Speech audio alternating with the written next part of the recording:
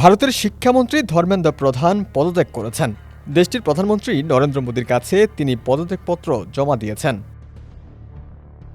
কয়েকদিন ধরে শিক্ষামন্ত্রীর পদত্যাগ দাবিতে ও মেডিকেল পরীক্ষার প্রশ্ন ফাঁসের প্রতিবাদে আন্দোলন চলছে ভারতে।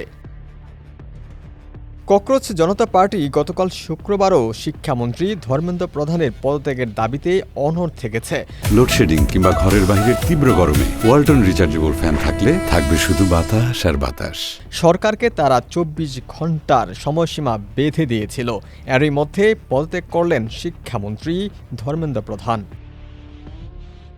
প্রশ্নপত্র ফাঁস কাণ্ডে ভারতের কেন্দ্রীয় শিক্ষামন্ত্রী ধর্মেন্দ্র প্রধানের পদত্যাগ দাবিতে সরকারকে 24 ঘন্টার আলটিমেটামের পর শুক্রবার মধ্যরাতে একটি ভিডিও বার্তা পোস্ট করেন ভারতের প্রধানমন্ত্রী নরেন্দ্র মোদী।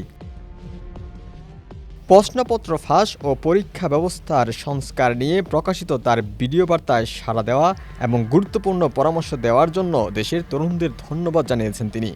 একই সঙ্গে ভিডিও বার্তায় প্রশ্নপত্র ফাঁসের মতো অপরাধে জড়িতদের দ্রুত বিচারের জন্য বিশেষ আদালত গঠন এবং কঠোর শাস্তির বিধান রেখে একটি খসড়া বিল মন্ত্রিসভায় তোলার আশ্বাসও দিয়েছেন।